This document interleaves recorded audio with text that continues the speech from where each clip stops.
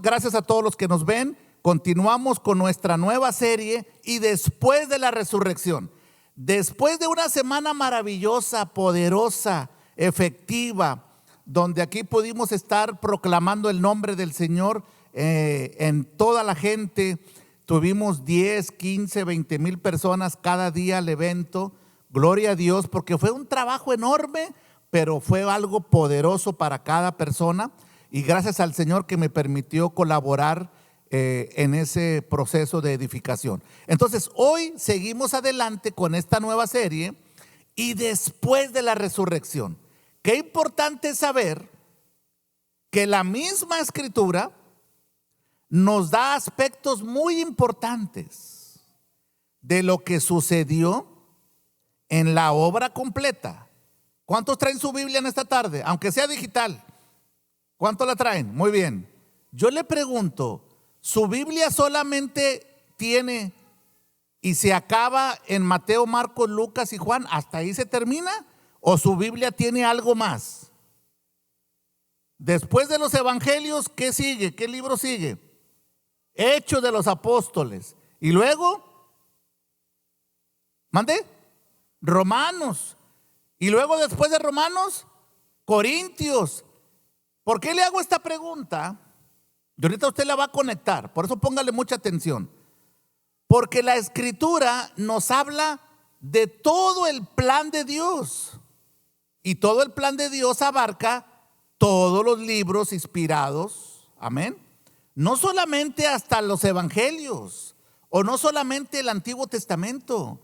Todo el consejo de Dios. Por eso la Escritura dice toda la palabra de Dios, o dice solamente hasta los evangelios. Toda la palabra de Dios, ¿qué? Es útil. Entonces, ¿por qué nosotros pareciera que después de los evangelios eso como que ya no le damos importancia? ¿Sabe quién tiene la culpa? Porque yo le voy a decir quién es el culpable. Lo vamos a encontrar. ¿Quién cree que tiene la culpa? Hay dos culpables: la tradición y los creyentes. La tradición, ¿por qué? Porque la tradición dice algo y los creyentes siguen esa tradición. Pero si usted ve la Escritura, lo importante no es ver la tradición, sino ver ¿qué? La revelación. Amén. Y estamos tan acostumbrados a la tradición. Pero qué bueno que hoy usted va a romper ese cascarón de la tradición para disfrutar la revelación completa del Señor. Amén. No solamente. Entonces, ahí vamos. Tradicionalmente siempre se celebra, digamos, un pequeño aspecto acerca de la resurrección. ¿Por qué pequeño? Porque hay muchísimo que se debe de hablar y afirmar, y que es importante para nosotros. Por algo el Señor lo reveló en su palabra. Si no, no hubiera sido importante. Pero si está en la Escritura, es porque Dios tenía claramente una intención. Entonces, ¿qué se hace cada año? Se acerca, se habla acerca de que las mujeres fueron muy de mañana. ¿Es una verdad eso? Sí, pero no es toda la verdad. Fueron de mañana a buscar al Señor, ¿ok? Y los ángeles le dijeron: ¿por qué buscas al que vive? Y eso es algo que se hace en dramas muy bonitos, maravilloso. Eso es muy hermoso. Nadie está diciendo que eso sea malo, ¿ok? Para que no vaya a confundir. El pastor dijo que esto no. Lo que estoy diciendo yo es que eso es muy importante, pero no es toda la palabra del Señor. Y tradicionalmente solamente se hace de que se hace un drama, se mueve la piedra, y ahí está solamente ya el Señor no está ahí, y ok, eso está perfecto. Pero la tradición ha limitado toda la palabra del Señor.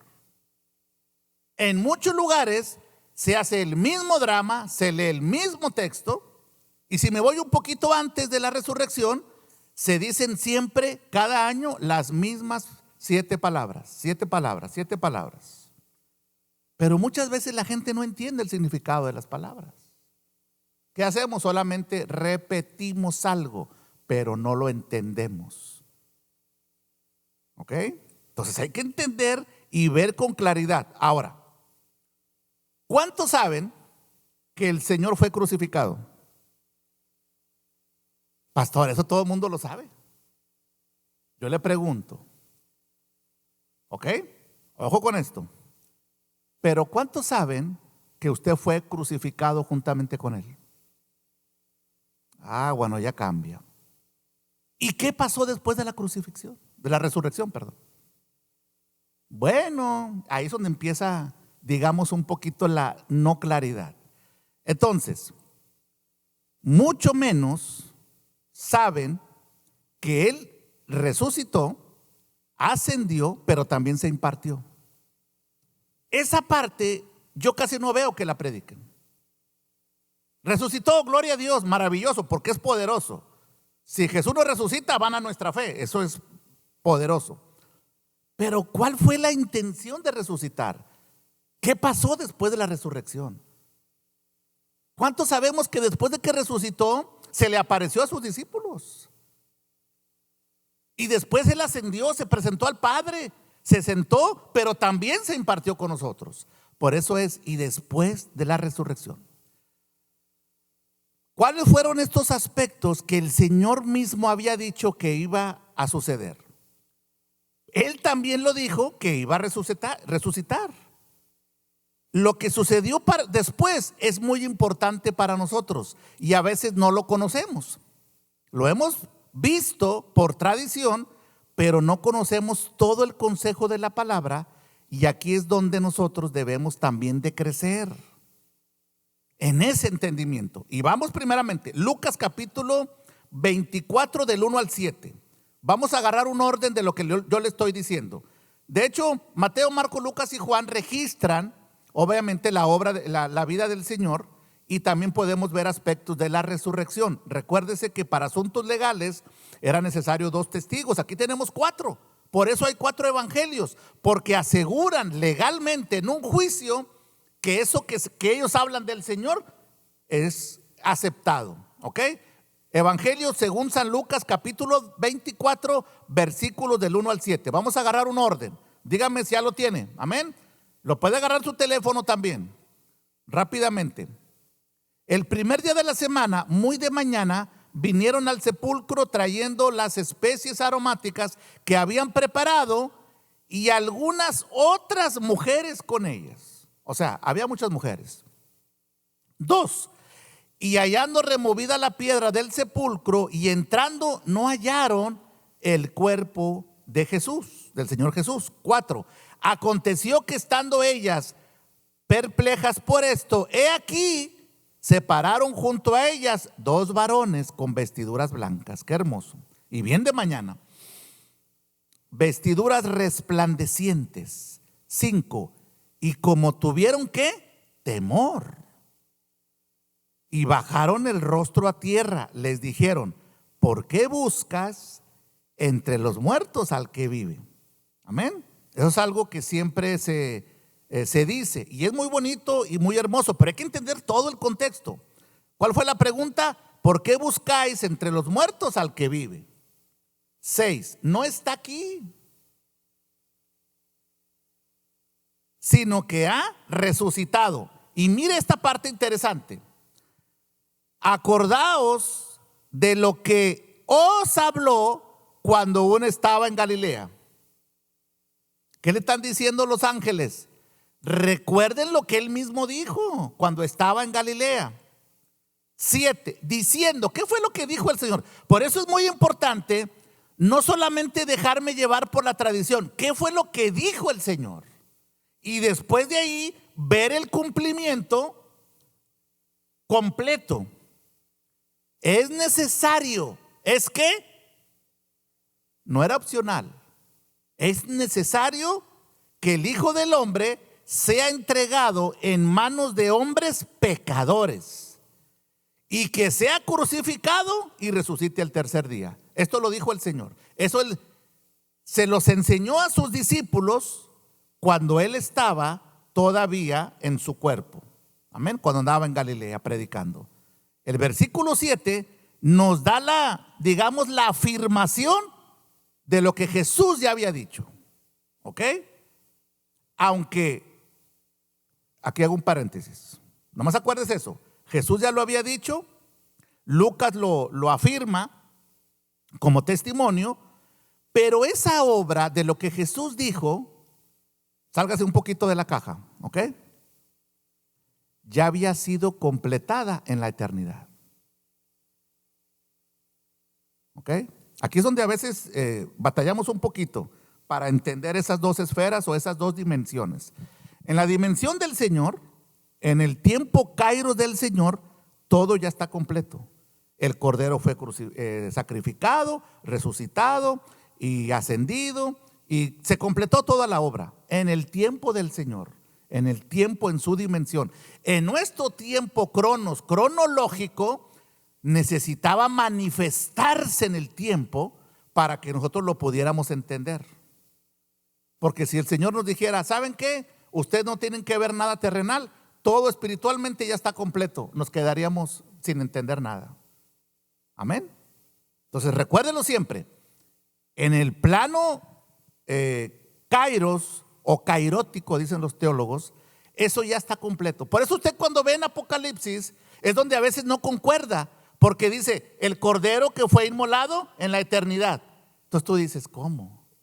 No lo relacionamos. Por eso es la tensión entre lo que ya se cumplió y nuestro tiempo cronológico. Es ya está hecho, pero apenas lo estamos viendo en nuestro tiempo. Esto es algo que es muy importante siempre de recordarlo. Ahora, se manifiesta en nuestro tiempo para que nosotros lo podamos entender. Cuando la gente vio al Señor que fue crucificado y luego las mujeres van y lo ven resucitado, lamentablemente no todos lo entendieron. Y ni siquiera no todos lo aceptaron. ¿Cuántos saben que se les pagó? Pero sea sincero, ¿ok? El que lo sepa, dígame. El que no, no hay problema. ¿Cuántos saben que a los soldados se les sobornó para que dijeran que los discípulos se habían robado el cuerpo? ¿Cuántos lo saben? ¿O cuántos lo habían escuchado? Eso está en la Escritura. Hasta el día de hoy está la idea se cree esa mala información de que los discípulos fueron y robaron el cuerpo. El Señor no resucitó. Todavía está esa idea. Y si usted lo lee en la Escritura, se va a dar cuenta. Ahora sí entramos en los detalles. No solamente saber que resucitó. Amén. Estos son pasajes muy interesantes, pero vamos a seguir leyendo qué fue lo que las mujeres vieron. ¿Ok? ¿Y qué fue lo que las mujeres les avisaron a los discípulos? Porque las primeras que fueron a la tumba, ¿quién fueron? Las mujeres. Y las mujeres fueron y anunciaron a los discípulos. La pregunta que todos los teólogos se hacen es, ¿por qué fueron las mujeres y por qué no fueron los discípulos?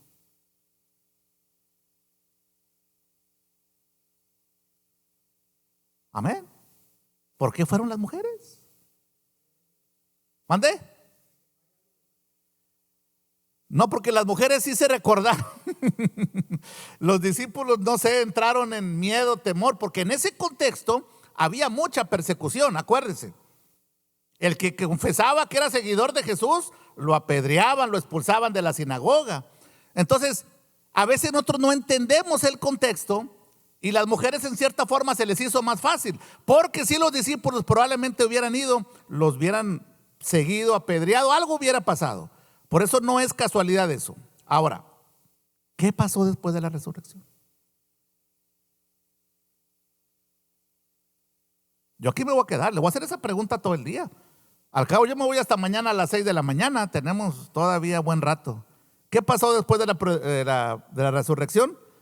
Ahora sí, vamos a entrar en materia. Lucas capítulo 24 del 36 al 44. Ahí le voy a dar solamente unos aspectos, porque hay más aspectos. Recuerde que cada evangelio fueron escritos y no se copiaron. Cada quien escribió lo que él vio, de la forma que él lo entendió. Es como si fuera un accidente. Usted va a decir, no, el carro se volteó, y otro va a decir, no, el carro nada más se movió. Pero al final todo es de lo mismo. Esto es bien importante, quiero que le ponga mucha atención. Evangelio según San Lucas 24, 36 al 44. Amén. Amén, amén. Mientras ellos aún hablaban estas cosas, ellos estaban hablando de que todos sabían que había resucitado, ¿ok? Para entrar directo. Jesús se puso ¿en qué? En medio de ellos. Pero yo quiero que usted visualice la escena. Ellos están reunidos y Jesús aparece y se pone en medio. ¿Y qué les dice? Paz a vosotros. Acuérdense que ese es un saludo normal para un hebreo, para un judío. ¿Qué dijo? Paz a vosotros. 37. Entonces, ¿cómo estaban ellos? Espantados y atemorizados. Usted imagínese cómo estaban los discípulos. Para que Lucas escribe esto, no fue un detalle menor. Y yo le pregunto, ¿eso lo sabíamos? Sé sincero, ¿quién lo había escuchado? ¿Nadie? ¿Por qué? Porque nos quedamos solamente con que la tumba está vacía, y es cierto, pero la escritura nos da más detalles importantes, y entendernos eso nos da más seguridad en conocer y después de la resurrección. Espantados y atemorizados. ¿Por qué estaban así? Porque pensaban que veían a un espíritu. Ellos se asustaron, mis amados, los discípulos.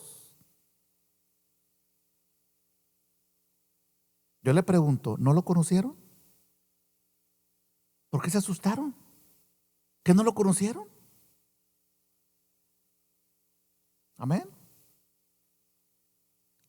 Pero él les dijo, versículo 38, ¿por qué estáis turbados? Y vienen a vuestro corazón estos pensamientos. Acuérdense que Jesús sí podía conocer lo que ellos sentían y todo. ¿Por qué están así tan preocupados? ¿Por qué vienen esos pensamientos? Hasta ahí todavía no lo conocían bien. La primera reacción de ellos fue asustarse, preocuparse. Y Lucas es muy preciso en su escrito, en esa reunión. Y le dice Jesús, mirad mis manos y mis pies, que yo mismo soy. Palpad y ved, porque un espíritu, ojo con esto, no tiene ¿qué? Carne ni huesos, como veis que yo tengo.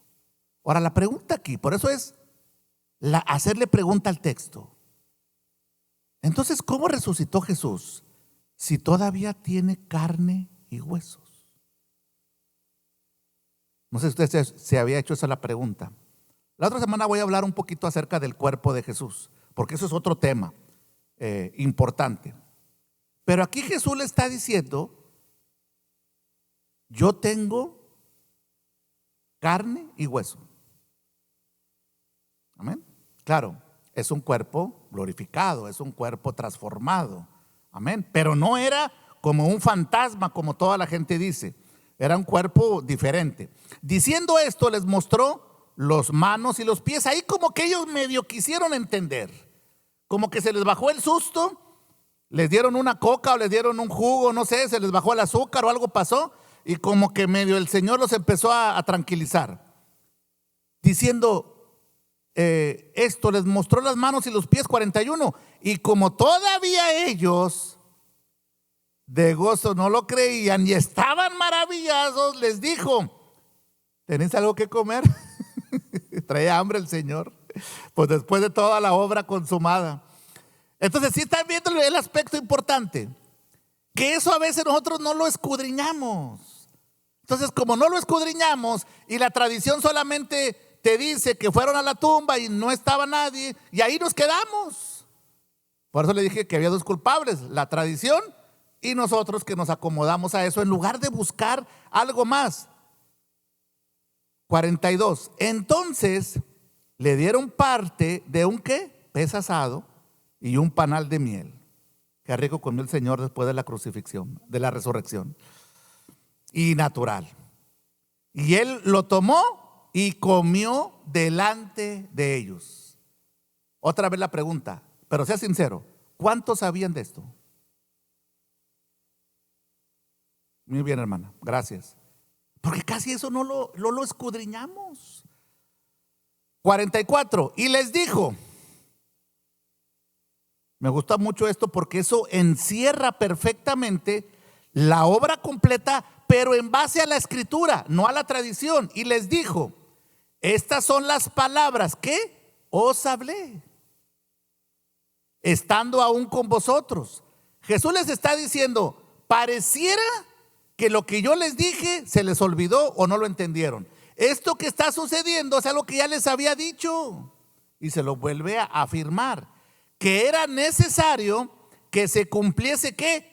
Todo lo que está escrito de mí en la ley de Moisés, en los profetas y en los salmos. Acuérdese que en la ley de Moisés, en los profetas y en los salmos se habló del Mesías, que iba a padecer, que iba a ser crucificado, pero que iba a resucitar. Eso ya estaba profetizado y el Señor simplemente en el tiempo perfecto lo cumplió. A veces eso pareciera que lo sacamos del contexto y solamente nos recordamos que Él resucitó, ok, pero entendemos esto que sucedió da respuesta a la serie. Y después de la resurrección se apareció, los entendió, les explicó, comió con ellos. Amén, para que usted lo pueda conocer. Ahora, ahí terminamos en los evangelios, para irme más rápido. ¿Ok? La mayoría de los 4 evangelios termina con la resurrección. Ya le estoy ahorrando ese trabajo. Prácticamente. Hasta ahí los evangelios. Después de la resurrección o después de los 4 evangelios, empieza, digamos, ahora sí, la iglesia del primer siglo, o ahora la obra del Espíritu, como usted lo quiera ver, y está registrado en el libro de los Hechos. En el capítulo 1, versículos del 1 al 3, mire lo que dice Lucas. ¿Quién sabe quién escribió Hechos? ¿Mal? No. Lucas. Pastor, ¿y eso qué tiene que ver? Porque ahorita hace rato leímos Lucas, amén, y luego nos vamos a Hechos, donde es el mismo escritor. Y mire lo que dice el Hechos 1:1 al 3. En el primer tratado, oh Teófilo, el primer tratado es el Evangelio de Lucas. Este es el segundo tratado. Teófilo era una persona muy importante. Hablé acerca de todas las cosas que Jesús comenzó a hacer y enseñar. Versículo 2. Hasta el día que fue recibido arriba, después de haber dado mandamientos por el Espíritu a los apóstoles que había escogido. 3. A quienes también, después de haber padecido, se presentó vivo con muchas pruebas indubitables, apareciéndose durante 40 días y hablándoles acerca del reino de Dios. Ahí está una de las respuestas de la serie. ¿Qué pasó después de la resurrección? Se apareció al Señor, amén, se presentó vivo con muchas pruebas, se le apareció a más de 500 y durante 40 días les dio un intensivo del reino de Dios a los discípulos. Ahora sí está comprendiendo mejor qué pasó después de la resurrección.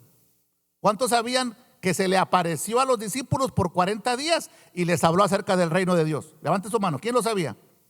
Amén. Muy bien, ahí vamos avanzando. ¿Ok? Para que vea que la resurrección no es solamente la parte donde la tumba está vacía. Es una verdad, pero no es toda la verdad. Y cuando nosotros vamos escudriñando, podemos ver. Ahora, si usted quiere conocer todavía más de la resurrección, ya no solamente lea los evangelios, lea 1 Corintios capítulo 15. Todo el primer. ¿Qué capítulo habla del amor? ¿Quién lo sabe?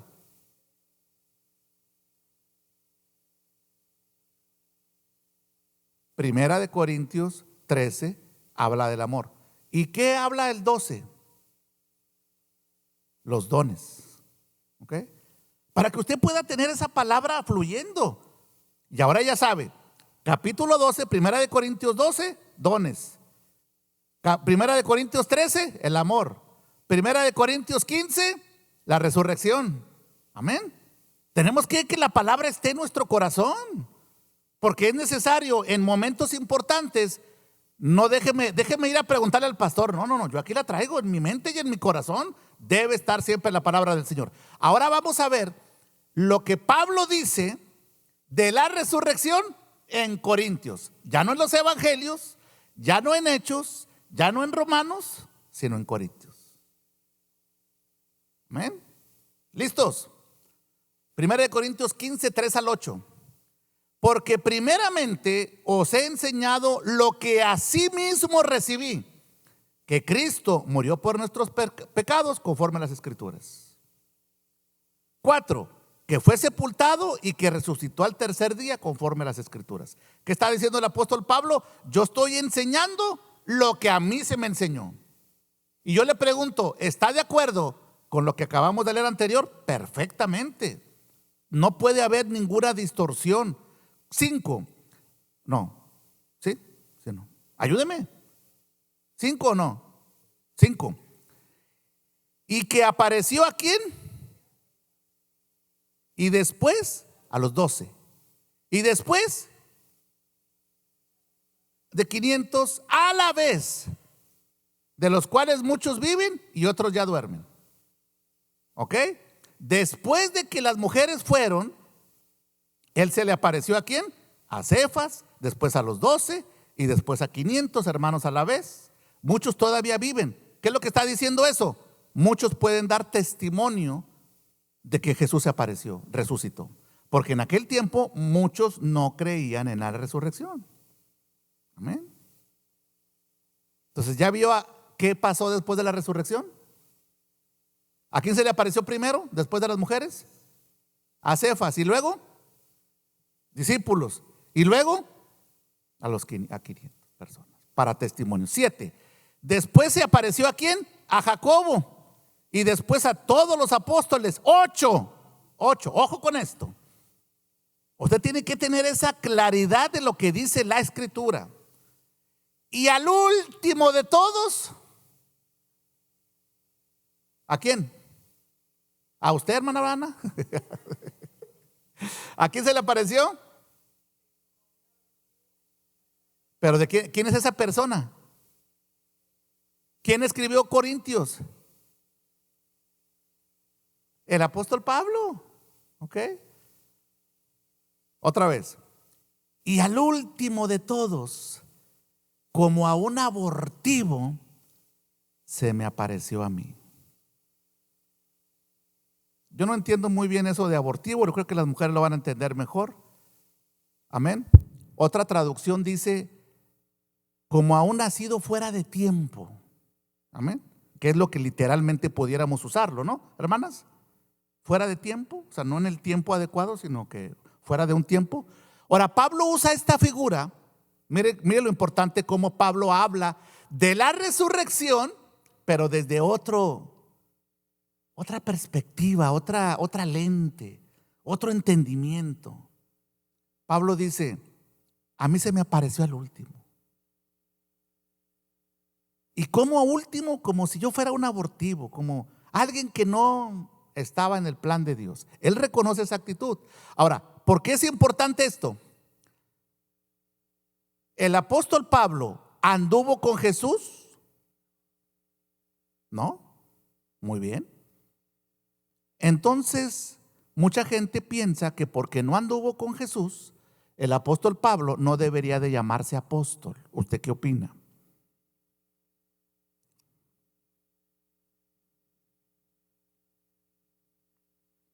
Claro que él no anduvo con el Señor, pero el Señor lo llamó personalmente a él después de la resurrección. Se le apareció camino a Damasco y él personalmente lo llamó. Entonces eso siempre ha sido un problema a través de la historia, porque hay gente que dice, es que el apóstol Pablo no es un apóstol, porque él no anduvo con el Señor. Pero qué más testimonio que el Señor lo llamó personalmente a él. ¿Qué más testimonio? Y si nos vemos por el fruto, el entendimiento y todo lo que él hace, el apóstol Pablo hizo más que los 12 apóstoles.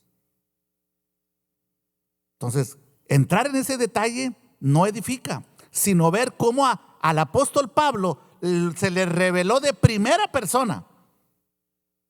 Él no le dijo Nicodemo o otro maestro, no. Él lo recibió, ¿qué? Del Señor. Por eso él está diciendo, porque primeramente he enseñado lo que a sí mismo recibí. Cuando el Señor se lo revela, él directamente lo entiende y lo comparte. Y para concluir este versículo 8, 1 Corintios 15, 8. En esa condición de que él no anduvo con Pedro y con Juan, sino que a él se le apareció el último, Pablo siempre tomó una actitud de entendimiento y de humildad. Él nunca tomó una actitud de decir, a mí el Señor me llamó personal. No. Él tomó una actitud de decir, yo era un perseguidor, ni siquiera debería de llamarme apóstol porque yo era un perseguidor de la iglesia, pero la gracia de Dios sobreabundó en mí. Él reconoce su condición y a pesar de toda la revelación, nunca tomó una actitud, digamos, inmadura, sino una actitud entendida y responsable. Amén. Ahora nos vayamos todavía más allá. Primera de Tesalonicenses 4, del 13 al 14. Ya lo fui llevando primero en Lucas, después en Hechos, Corintios, Primera de Tesalonicenses capítulo 4, versículos 13 al 14. Aquí vamos a entrar ahora sí a ver algo más interesante, que todavía mucha gente, yo he visto que tienen la duda acerca de lo que significa estar en Cristo, la resurrección, la muerte y nuestra realidad. Todavía eso para algunas personas tienen. Hubo una hermana hace unos años que ella me decía siempre, yo tengo mucho temor de morir. Le digo, ¿pero por qué? Es que no sé qué va a pasar con mi vida. ¿Pero cómo? Si la Escritura dice y habla perfectamente de eso. Y le estuve compartiendo un buen tiempo hasta que un día se le reveló, el Espíritu le iluminó, lo afirmó y dijo, ya entendí, ya se me quitó ese temor de morir. Amén. Pero qué bueno que usted no lo tiene, o eso espero. Primera de Tesalonicenses capítulo 4, 13 al 14. Porque tampoco queremos, hermanos, que ignoréis acerca de los que ¿qué? No dice que los que murieron. Porque si estamos en Cristo, los hijos de Dios no morimos, solamente dormimos. Hay también otra explicación muy completa, o digamos más precisa, que cuando una persona deja este cuerpo cronológico terrenal, simplemente vuelve a su origen. Amén. Acuérdense que nosotros fuimos elegidos en Cristo. Simplemente volvemos a nuestro origen con Dios. Amén. Por eso el cuerpo terrenal se queda aquí. Acerca de los que duermen, para que no sé qué, se entristezcáis. Por eso en un funeral hay un canto muy bonito que dice, no me digas, ¿quién lo ha escuchado? ¿Sino qué? Sino hasta luego. O sea, realmente ahí solamente lo que queda aquí es el cuerpo natural, el cuerpo biológico. Pero tenemos la esperanza que nos veremos. Amén. Nos vamos a conocer. Entonces, ¿cuál es la preocupación? ¿Cuál es la preocupación? Simplemente cumplimos nuestra asignación, nuestro tiempo cronológico y se acabó. Simplemente pasamos a otra dimensión. Para que no se entristezcáis como los otros que no tienen esperanza. Ahí entra un punto importante. Los que no están en Cristo, debemos de hablarles de la palabra del Señor, porque si ellos mueren, entonces no tienen esperanza. Y la gente piensa que todo el que muere se va con el Señor. La gente piensa que le puedes tocar a Pedro para que te abra la puerta y inventan sus historias. No, Pedro, dame chance de pasar, mira, yo me porté bien, yo hice esto, tú dame chance. No, ese no es un asunto de tradición, porque eso es una tradición, pero ni siquiera tiene fundamento. Nadie va al Padre si no es por el Hijo. Nadie, no hay otro camino más que el Señor. Por eso Él lo dijo, yo soy el camino, soy la verdad y soy la vida eterna. El que no está en Cristo no tiene parte ni suerte. Pero es que es muy buena gente. Pues sí. Que está muy joven, que lo que sea que usted me diga, pero no hay otro camino. Amén. 14. Porque sí creemos que Jesús murió. ¿Cuántos creen que Jesús murió? ¿Y cuántos creen que resucitó? Amén. Así también traerá Dios con Jesús a los que durmieron con él. Dele un aplauso al Señor. Amén.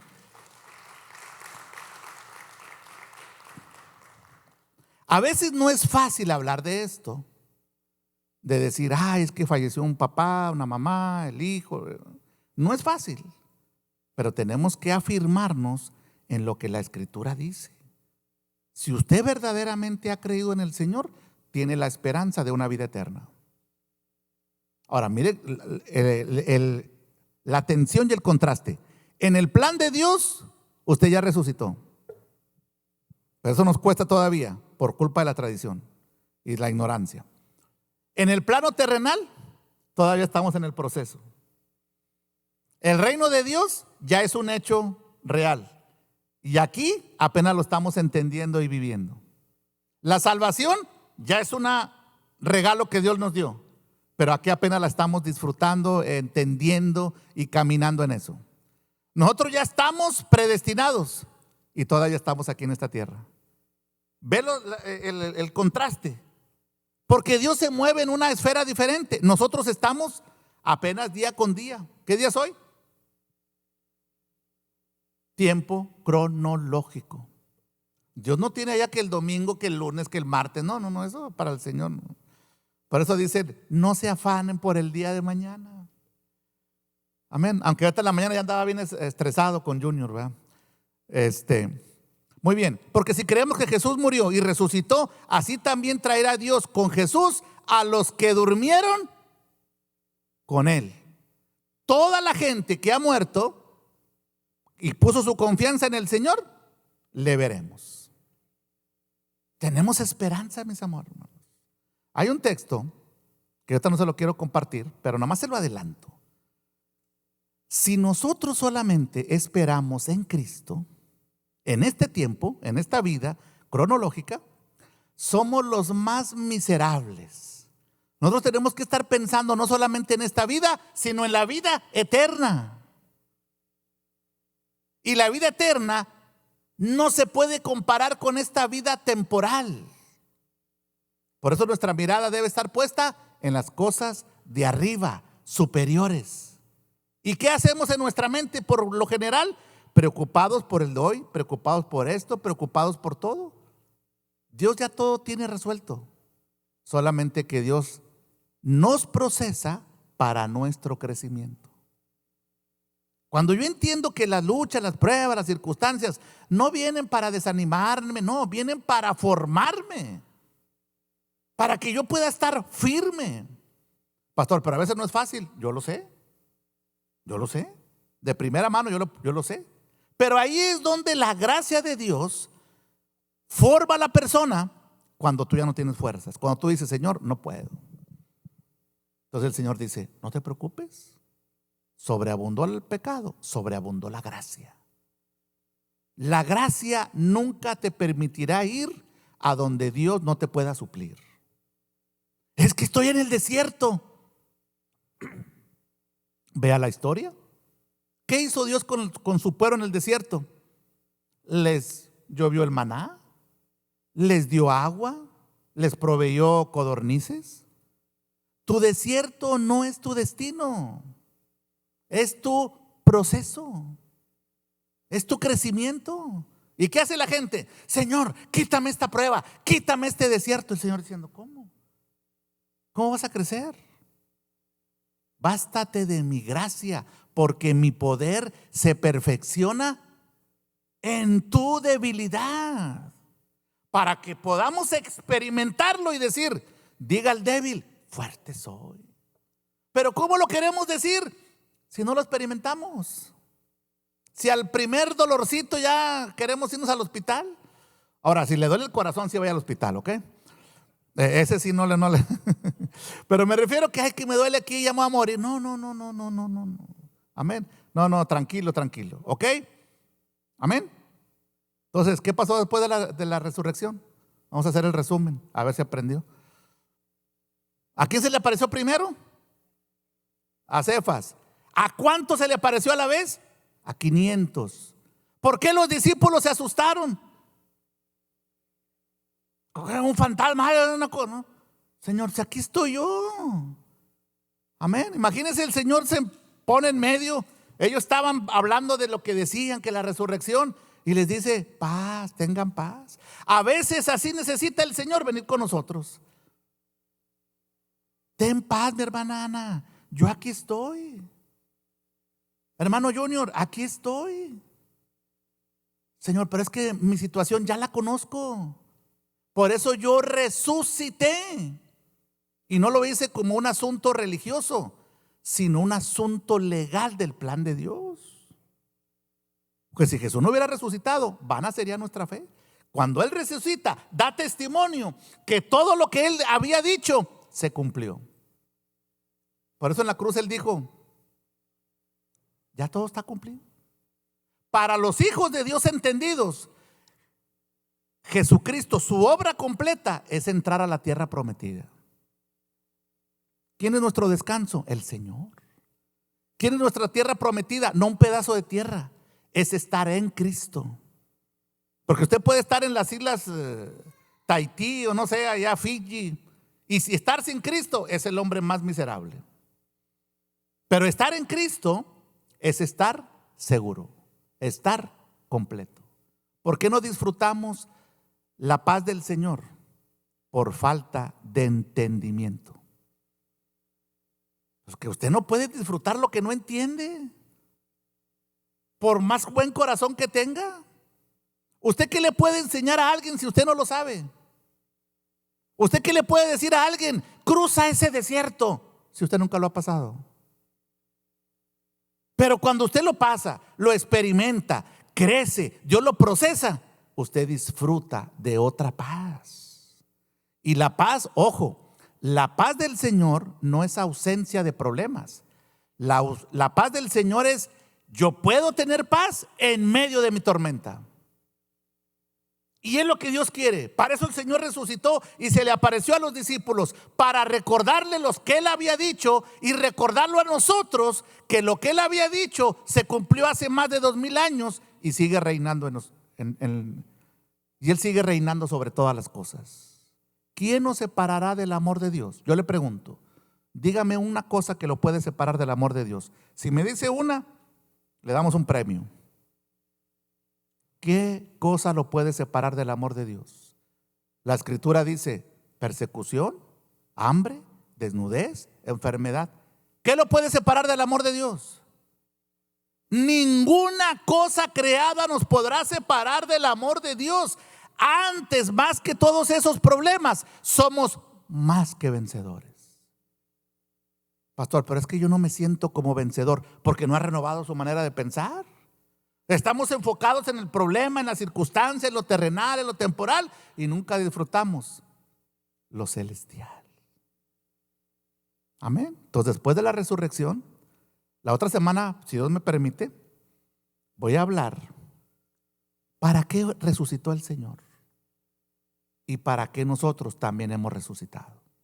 Esas son preguntas que nos deberíamos de hacer siempre, no solamente la llamada Semana Santa. ¿Para qué resucitó el Señor? ¿Y para qué yo resucité con Él? Cuando yo entiendo para qué resucité, mi vida debería de cambiar radicalmente. Pero como a veces no entendemos eso, nos conformamos con celebrar el día de la resurrección, la coneja, lo que sea, y el otro año otra vez, y el otro año otra vez, y se acabó. Pero nunca nos confronta la palabra, decir: ¿usted resucitó con el Señor? Sí. ¿Y para qué resucitó? No, pues no sé. Usted resucitó para vivir una vida diferente. Usted no resucitó para vivir la antigua vida. Amén. Si pues habéis resucitado con Cristo, buscar las cosas de arriba. Y si resucitamos con el Señor, nuestra vida debe de llevar fruto. Debe haber un cambio. Porque ahora tenemos una nueva vida. Las cosas viejas pasaron, todas son hechas nuevas. ¿Y para qué usted compra algo nuevo? ¿Para qué? Para no batallar, para disfrutar. No, compré un zapato que ya está roto. No, ahí lo voy a guardar y voy a usar el que ya no trae ni tacón. No, Dios nos ha dado una nueva vida. Amén. Y no nos ha dado cualquier vida. ¿Cuántos tienen vida bios? Pregúnteme, ¿con qué se come eso, pastor? Usted tiene vida biológica, porque tiene un cuerpo que está funcionando. Unos están funcionando mejor que otros, ¿verdad? Pero tiene vida biológica. Pero esa vida biológica es ¿cómo? Temporal. ¿Qué vino a darnos el Señor? ¿Vida biológica o su propia vida? Y su vida es su mismo ADN de Él. Estamos unidos al Señor y tenemos su ADN.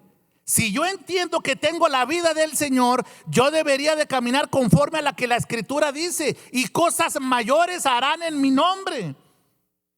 Pero nos conformamos con la tradición. No, celebro algo y ya. Le adelanto algo, es que no me gusta guardarlo, pero bueno, le adelanto algo. Efesios capítulo 1 dice que el poder, pero ya cuando usted lee Efesios, ya se lo dije hace 2 o 3 semanas, usted no puede leerlo como los evangelios. Usted tiene que leerlo con otros lentes. Y no porque esto tenga mucho aumento, sino me refiero con otro entendimiento. Mire lo que dice, y con esto termino. Al cabo yo tengo 3, 4 finales, no se preocupe. Efesios capítulo 1 dice, ojo con esto, el mismo poder con el cual Dios resucitó a Jesucristo. ¿Cuántos sabían eso? A Él lo resucitaron con poder. No crea que nada más se movió, no, con poder. Ese mismo poder se lo ha dado a usted. Pero usted le dice eso a alguien religioso o tradicional. Haga cuenta que le hablaste en chino. El mismo poder con el cual Dios resucitó a nuestro Señor Jesucristo es el mismo poder que se lo ha dado a la iglesia.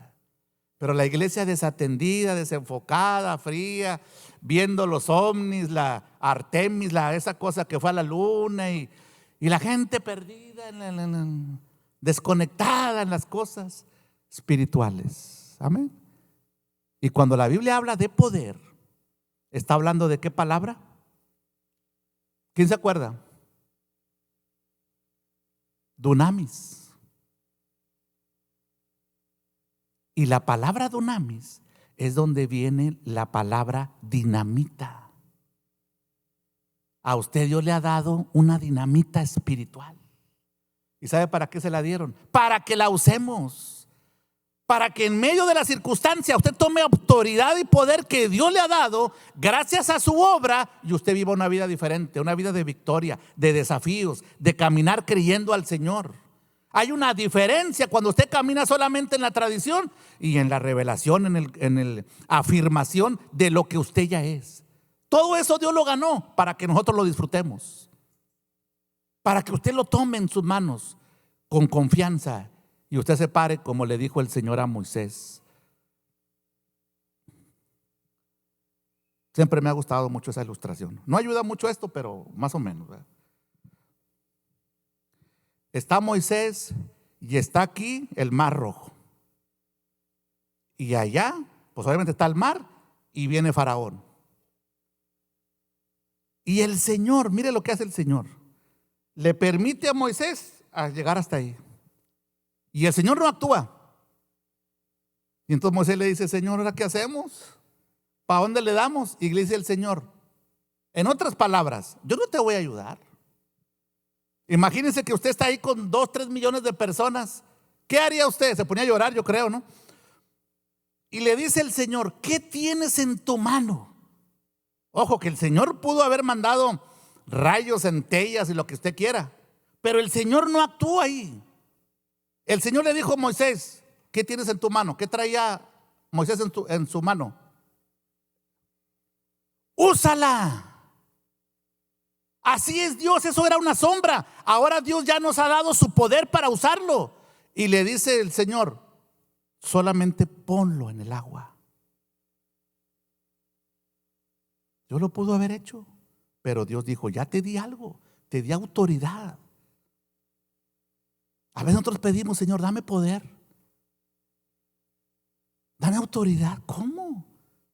Si usted ya tiene el poder y la autoridad de parte de Dios, legalmente otorgada por gracia, para que ahora no le diga, aunque esté el mar y esté Faraón, usted tome poder. Señor, en tu nombre. Póngase de pie en el nombre del Señor. Amén. Nos despedimos a todos los que nos ven. Gracias por vernos, gracias por compartirlo. Un abrazo victorioso. Amén.